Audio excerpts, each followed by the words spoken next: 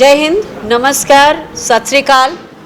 मैं सबसे पहले तो होशियारपुर कांग्रेस के सभी हमारे भाइयों का धन्यवाद करती हूँ और हमारी जो महिला कांग्रेस की यहाँ पर सदस्य हैं कि आप जैसे प्रबुद्ध पत्रकारों से मिलने का मुझे उन्होंने मौका दिया और ये न्याय पत्र के बारे में हर जगह पर हमें जाके बताना इसलिए भी ज़रूरी हो गया है कि मुख्य धारा का मीडिया, जिसको हम मेन स्ट्रीम मीडिया कहते हैं, उसने हमें स्पेस नहीं दिया।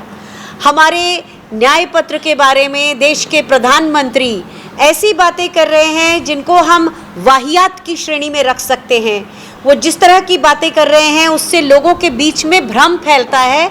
तो ये हमारी जिम्मेदारी है, लोकतंत्र के प्रति जिम्मेदारी है कि हम अपने न्याय पत्र की वो सारी बातें जो ज़रूरी हैं और लोगों तक पहुंचना चाहिए आपको बताएं। और आपसे ये उम्मीद करते हैं कि जो बात हमारी मुख्य धारा का मीडिया उस स्तर से नहीं कर पा रहा है वो उसे आपके जिम्मे आप लोगों तक ज़रूर पहुंचाएंगे। ये मैं आपसे उम्मीद करती हूँ। मेरी किस्मत को मैं बहुत अच्छा नहीं मानती इस मामले में कि 25 साल की भारतीय वायुसेना में नौकरी के बावजूद भी पंजाब में मेरा एक भी पोस्टिंग नहीं हो पाई, लेकिन उसकी थोड़ी सी कमी आज आप लोगों के बीच में आके पूरी हो रही है आपसे संवाद करके। तो हम अपने न्याय पत्र की बात करें, हमने 5 न्याय की बात की है और सबसे पहले आता है युवा न्याय, क्योंकि हमारे देश में बेरोजगारी जो है वो 45 साल के सबसे ऊंचे स्तर पर है और 20 से लेकर 28 साल तक के 40% युवाओं के पास नौकरी नहीं है।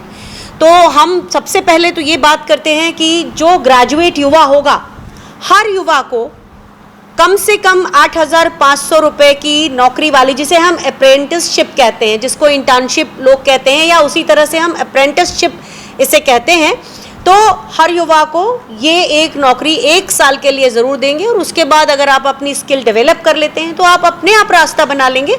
एकदम से ग्रेजुएट होने के बाद आपको ऐसा नहीं लगेगा कि मुझे नौकरी नहीं मिल रही है।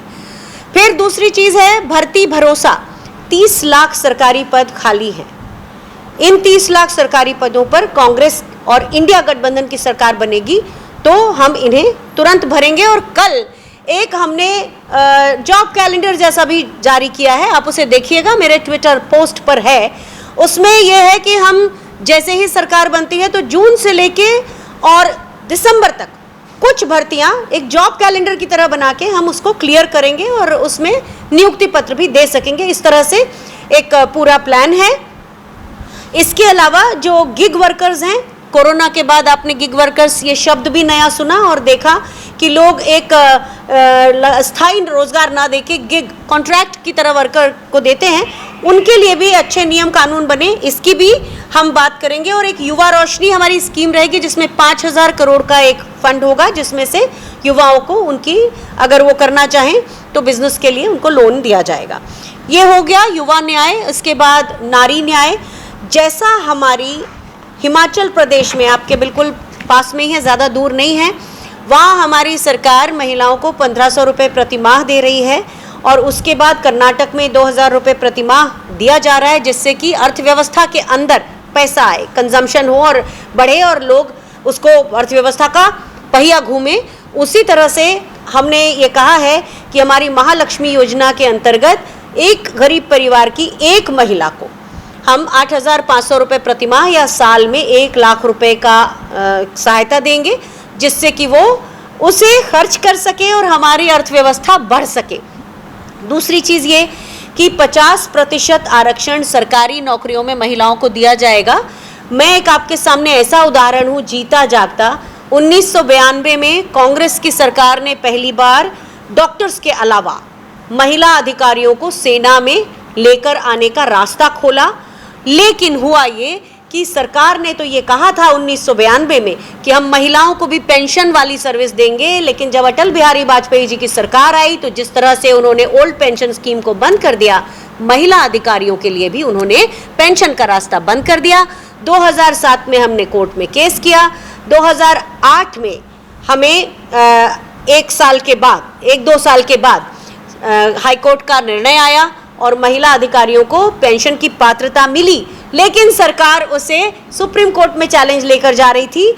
उस समय राहुल गांधी जी से महिला अधिकारियों ने बात की और मैं उस पहले 20 महिला अधिकारियों में से हूं जिन्हें पेंशन का अधिकार 2010 में मिल गया था। तो अगर हम कहते हैं कि 50% हम महिलाओं की भागीदारी करेंगे तो इसमें संशय भी नहीं होना चाहिए, क्योंकि 73rd और 74th संशोधन लाके हमने महिलाओं को पंचायती राज में और जनरल बॉडीज जो निकाय के चुनाव होते हैं उसमें जगह दी है। 14 लाख महिलाएं हैं जो नेतृत्व की जगहों पर हैं। तीसरी बात यह है कि जो आशा कार्यकर्ता हैं इनका न केवल हम पारिश्रमिक बढ़ाएंगे बल्कि केंद्र सरकार का जो हिस्सा दिया जाता है उसे हम डबल करेंगे। इसके अलावा हर गांव पंचायत में एक अधिकार मैत्री होगी। महिला पुलिस से बात करने में भी महिलाओं को थोड़ा डर ही लगता है, उनकी भी भाषा खराब होती है, तो ये अधिकार मैत्री उन्हें उनके लीगल अधिकारों से जागरूक करेगी। और हर जगह आपने जहां भी भारत में देखा हो, जो भी वर्किंग वुमेन हॉस्टल हैं वो केवल कांग्रेस की सरकारों के समय बने हैं। आप देखिए, अगर मुझे कोई जानकारी दे दे, मुझे ज्ञान बढ़ा दें आप कि भारतीय जनता पार्टी की सरकारों ने कोई वर्किंग वुमेन हॉस्टल खोले हैं, तो हम ये भी बात कर रहे हैं कि वर्किंग वुमेन के लिए सावित्री बाई फुले हॉस्टल्स हर जगह खोले जाएंगे। ये है हमारी नारी न्याय की बात। अब हम आते हैं किसान न्याय में। पहली चीज़ तो बात कईयों बार कही है कि हम MSP का कानून बनाएंगे, ये तो अपनी जगह है ही। हम जिस तरह से कृषि उपकरणों के ऊपर 4% से लेकर 28% तक टैक्स हैं, हम वो पूरे टैक्स खत्म कर देंगे। हम किसानों को कर मुक्त खेती की सुविधा देंगे। आयात और निर्यात की जो नीतियां हैं उनको हम इस तरह से रखेंगे कि जो फसल ज़्यादा हो उस फसल को हम बाहर से ना मंगा लें, जैसा कि हमारी सरकार ने किया है, जिससे दाम गिर जाते हैं। तो इस तरह से हम चर्चा करके ये नीति बनाएंगे। और एक और ख़ास बात, किसानों का जो मुआवजा है उसके लिए हम 1 महीने के अंदर उस मुआवजे को डायरेक्ट उनके खाते में डालेंगे। और तो और किसानों की कर्ज माफ़ी भी करेंगे, लेकिन एक प्रॉपर तरीके से आयोग बनाकर हम उसके लिए आयोग बनाएंगे जो निर्धारित करेगा किस तरह से उसे किया जाएगा। तो जो भी हम कह रहे हैं उसके लिए हमारे लिए एक एस्टैब्लिश्ड प्रणाली की बात कर रहे हैं। श्रमिक न्याय में हम बात कर रहे हैं, जैसे मैंने पहले ही कहा कि गिग वर्कर्स जो हैं उनको भी सामाजिक सुरक्षा मिलेगी, यानी कि 25 लाख रुपए तक के बीमा का उनको प्रावधान मिलेगा। उनको जो उनके कॉन्ट्रैक्ट के नियम हैं वो इस तरह से किए जाएंगे कि उनका मतलब उनके साथ एक्सटॉर्शन ना हो सके, एक्सट्रैक्ट काम किया और पैसे कम दिए, वैसा ना हो। कम से कम 400 रुपये प्रतिदिन की मजदूरी उनके लिए सुनिश्चित की जाएगी।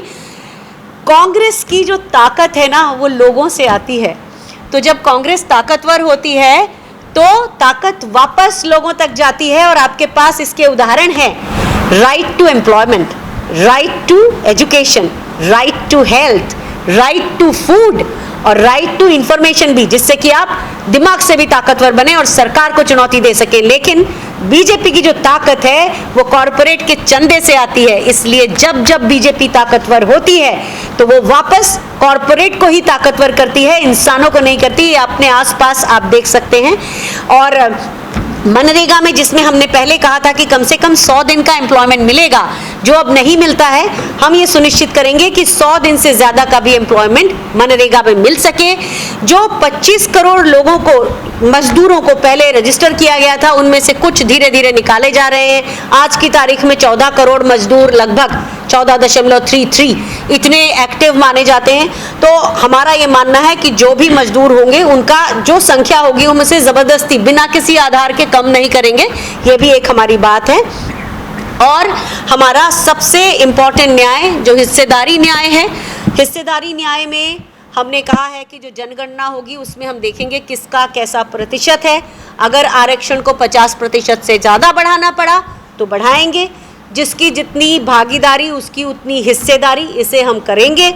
और इसके अलावा अगर ST की जनसंख्या ज़्यादा है तो जैसे हम पेसा के तहत हम नियम बनाएंगे, करेंगे। तो ये तो हमारे 5 न्याय हैं। इसके अलावा बहुत सी चीज़ें हैं जो आपको प्रभावित करती हैं, आपकी मीडिया की स्वतंत्रता को प्रभावित करती हैं। बहुत से यूट्यूबर्स हैं जो अपनी बात कहते हैं लेकिन उनके चैनल को अचानक हटा दिया जाता है, जैसे अभी थोड़े दिन पहले बोलता हिंदुस्तान नाम के एक यूट्यूब चैनल को हटा दिया गया। तो उस पर जो सेंसरशिप है हम उसको सेंसरशिप कर देंगे, उसको कभी सेंसरशिप नहीं होने देंगे। अभिव्यक्ति की स्वतंत्रता होगी। और एक इम्पॉर्टेंट बात यह है कि कम से कम 100 दिन हमारी संसदें दोनों चलेंगी, हफ्ते में एक दिन संसद के चलने के दौरान ऐसा होगा जहां विपक्ष का एजेंडा लिया जाएगा। तो भारतीय जनता पार्टी ने धीरे धीरे करके पिछले 10 साल में जिस तरह से हमारे लोकतंत्र की एक एक चीज़ को नष्ट किया है, हमारा ये जो न्याय पत्र है ये 48 पेज का है। आपको भेजेंगे तो शायद ही आप पढ़ेंगे, इसलिए जो सैलिएंट फीचर्स हैं मैं आपके सामने बोल के बता रही हूँ। तो इस न्याय पत्र में वो काबिलियत है कि अगर इंडिया गठबंधन की सरकार बनती है तो 10 साल का जो डैमेज है हम उसे रिवर्स करने की पूरी कोशिश करेंगे। ये हमारे तरफ से सभी लोगों के लिए कमिटमेंट है। और आपके सवालों का बहुत स्वागत है, लेकिन कोशिश ये करिएगा, एक तो मुझसे सुओ मोटो पूछिए, क्योंकि आप जानते हैं कि मैं दिल्ली से आ रही हूँ, तो आप मुझसे यहाँ लोकल मुद्दे जो हैं वो हमारे लोग बाद में जवाब देंगे। पहले मुझसे इस न्याय पत्र के बारे में आपकी कोई जानकारी चाहिए तो वो ज़रूर पूछ लीजिए। और एक बात आखिरी में कि मैं अपनी ज़िंदगी में जर्नलिस्ट बनना चाहती थी, नहीं बन पाई क्योंकि अचानक मेरे दोनों पेरेंट्स का बहुत जल्दी डेथ हो गई। तो आप लोग जो मेरे सामने बैठे हैं, आप लोग मेरे लिए सबसे इम्पॉर्टेंट वो लोग हैं, जो मेरा सपना था वो आप लोग हैं। तो आप सवाल पूछें। जी, ऐसा बिल्कुल नहीं है। हमने जनरल कैटेगरी की भी बात की है, जो हमारा स्पेशल उसका सेगमेंट है उसे पढ़िए, उसमें केवल SC से ST की बात नहीं है। हिस्सेदारी न्याय का जो हमारा सेगमेंट है उसे पढ़िए। जो लोग जनरल कैटेगरी में भी ऐसे जगहों पे हैं जो वंचित हैं, उनके लिए भी हमने बात की है, बिल्कुल बात की है। आप पढ़िएगा, हमारा सेगमेंट जो इसके ऊपर है उसे पढ़िए। 2 सवाल हैं, पहले हम नशे पे बात कर लेते हैं।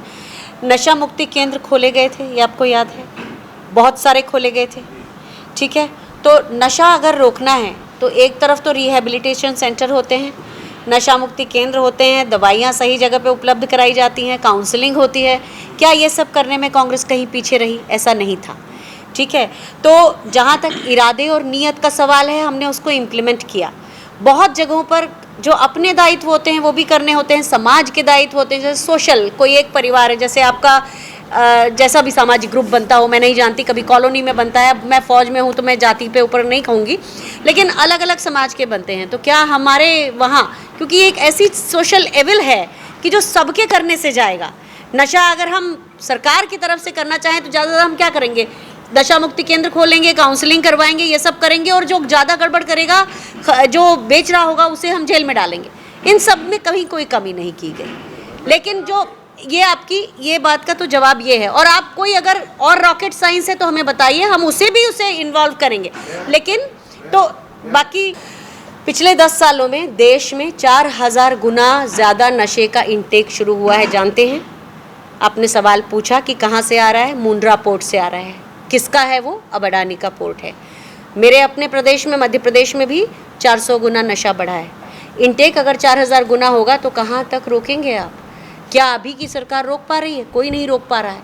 ये तो सरकार की नीयत है कि जब रोजगार नहीं दे सकती है ना युवाओं को, तो नशे में उनको डाल देती है। तो इसका अगर देखते हैं कि सेंट्रलाइज तरीके से ये चीज़ हो रही है, तो उसके लिए किसी राज्य की सरकार नहीं, सेंट्रल की सरकार की नीयत सबसे पहले चाहिए कि उसका इंटेक बंद हो। क्या इस जवाब से सेटिस्फाइड हैं आप? अगर आप केंद्र सरकार से उसका रुकवा दें, उसका जो 25-25 हज़ार टन आ रहा है उसको रुकवा सकते हैं, वहाँ से रोकिए। आप कांग्रेस के ऊपर एक ब्लेम लगा के कह सकते हैं, लेकिन आप ये देखिए, यूपीए की जब सरकारें थीं, क्या इतना नशा अंदर आता था? नहीं आता था। हर जो उत्पीड़क होता था, सरकार उसके खिलाफ होती थी। नशे की इंटेक के खिलाफ थी सरकार। कुछ लोग बदमाशी फिर भी कर लेते हैं, लेकिन आज की सरकार के समय में इतने हज़ारों टन हमारे यहाँ नशे की सप्लाई बढ़ी है, तो रोक वहाँ से शुरू होगी। और अपने लेवल पे तो इन्हीं चीज़ों से, यही एक ज़रिए हैं जिनसे हम कर सकते हैं। पुलिस उन लोगों को पकड़े जो नशा करते हैं, जो एक्सट्रीम नशा करते हैं, उनका इलाज कराया जाए, रिहेबिलिटेट कराया जाए। इसके अलावा और चीज़ें नहीं हैं। ये आपके पहले सवाल का जवाब है, और आपको केंद्र सरकार से ये सवाल पूछना चाहिए। मैं चाहूँगी कि आप जिस भी प्लेटफॉर्म में हैं इस सवाल को पूछें कल। एक बात। दूसरी चीज़, आप धड़ों की बात कर रहे हैं। हमारी पार्टी जो है उसमें लोकतंत्र है, और चूंकि किसी भ्रम के कारण या व्हाट्सएप की लगातार पोस्ट की, भ्रामक पोस्ट की सप्लाई के कारण, एक तो आप लोगों को ना मैं साधुवाद देना चाहती हूँ, प्रशंसा करना चाहती हूँ कि आप एक पूरे लोकतंत्र वाली जगह को बिलोंग करते हैं। आपने भारतीय जनता पार्टी को यहाँ जड़ें नहीं जमाने दिया। वो आपकी इस बात की पैरवी करता है कि आप अपने पंजाब की पंजाबियत को पसंद करते हैं, क्योंकि उनके चश्मे में एक ही तरह का ग्लास है, उसमें सब एक जैसे दिखते हैं। उनको पंजाब की पंजाबियत से वास्ता नहीं है, कर्नाटक के कन्नड़ से वास्ता नहीं है, उनको हर चीज़ एक ही चश्मे से देखना है। तो आज हमारी पार्टी से अगर कोई ख़रीद फरोख्त कर रहा है, या हमारे वो नेता जिनको हमारी पार्टी ने सिर माथे पर बिठाया, ज़िंदगी का पहला अवसर दिया और पहले अवसर के बाद 5-5, 10-10 अवसर दिए, उनके जाने को उनका स्वार्थ मानेंगे या हमारी पार्टी की कमी मानेंगे? उनके जाने को उनका लालच मानेंगे या पार्टी की कमी मानेंगे? कल को आपका भाई और आपके बीच में बंटवारा हो जाता है और वो आपसे ज़्यादा हिस्सा ले लेता है, तो आप उसकी गलती मानेंगे या अपनी गलती मानेंगे? ये सारी चीज़ें एज अ परिवार सोचिए, आपको सब दिखेगा। जो स्वार्थ सबके आंखों के नज़रों में सामने दिखता है। हमारे यहाँ ये लोकतंत्र ज़रूर है कि जो जाता है वो 2-4 गालियाँ हमको सुना के चला जाता है। भारतीय जनता पार्टी में तो उसकी कोई जगह ही नहीं है जो एक भी बार आवाज़ उठाए। कठपुतली की तरह तुम इनके प्रत्याशी हो, तुम उनके नेता हो, इस तरह से होता है। तो जो लोकतंत्र इस देश में है वो मेरी पार्टी में है और मुझे उस पर फख्र है। अपने यहाँ चुनाव 1 जून को है ना, और इसलिए नहीं, उससे पहले नहीं, वो आपका सटायर मैंने सुना, लेकिन सीईसी की बैठक चल रही हैं और हम कम से कम मिनिमम मैक्सिमम 1 महीना तो देना पड़ेगा ना हमको, तो उतना हम देंगे। उससे हो सकता है ज़्यादा, हो सकता है कल परसों ही, जब आज मुझसे आप सवाल पूछ रहे हैं, कल हो सकता है आपको न्यूज़पेपर में देखने को मिल जाए। आप देख चुके हैं और मैंने कहा भी आपसे कि जिनको कांग्रेस ने एक एक करके बनाया, जिनको अवसर दिए, वो लोग स्वार्थी हो गए, उन्होंने अगले लोगों को मौके नहीं दिए। ये भी तो आप देख रहे हैं। बहुत से लोग हैं जो आज पार्टी बदल रहे हैं। आप देखिए कितने बार कांग्रेस ने उनको मौके दिए। ये सवाल अपने आप से करिए कि क्या क्या हो रहा है। ये तो आपको खुद दिख रहा है। जिनको मौके मिले वो चाहते हैं, वो इतने स्वार्थी कि हम ही को मौका मिलता रहे, हम ही रहें।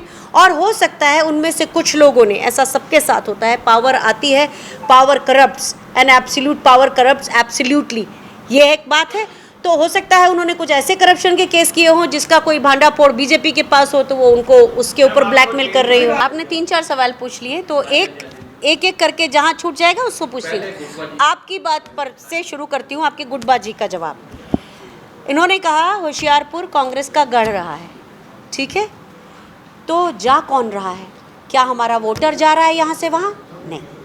क्या मेरा कार्यकर्ता जा रहा है? नहीं। जिसको हमने मौका दे के नेता बनाया वो जा रहा है यहाँ से वहाँ। मेरा वोटर वही है और मैं उसकी इज्जत करती हूँ, उसे सल्यूट करती हूँ। दल बदलुओं की कहानी तो खैर छोड़ ही दीजिए, क्योंकि वो अपने अपने स्वार्थ की कहानी है और उनसे कभी इतिहास के उद्धरण नहीं दिए जाते। सिर्फ एक काला अध्याय लिखा जाता है कि ये दल बदलू थे और दल बदलू रहे। एक आया राम गया राम थे, उनको सिर्फ इसी तरह से याद किया जाता है। पर लेट होने दीजिए, लेट नहीं है अभी। लेट हम देखिए, आज हम 22 तारीख में बैठे हैं और चुनाव 1 जून को है। तभी तो मेरे प्रदेश में चुनाव 7 मई को है और मैं आराम से यहाँ पर घूम रही हूँ, क्योंकि मुझे अब जाना पड़ेगा वहाँ, अपना वोट तो डालने जाना पड़ेगा ना, तो उस हिसाब से लेट नहीं है। हमारे पास अच्छे कैंडिडेट हैं, आप भी जानते हैं, आप लोगों के बीच के ही होंगे और आप देखेंगे कि 1 तारीख से काफ़ी पहले आपको कैंडिडेट मिल जाएगा यहाँ। An excellent coaching point in IELTS and spoken English. Also expert in study and visitor visa. Government approved. SS Group. Session Chowk, Hoshiarpur.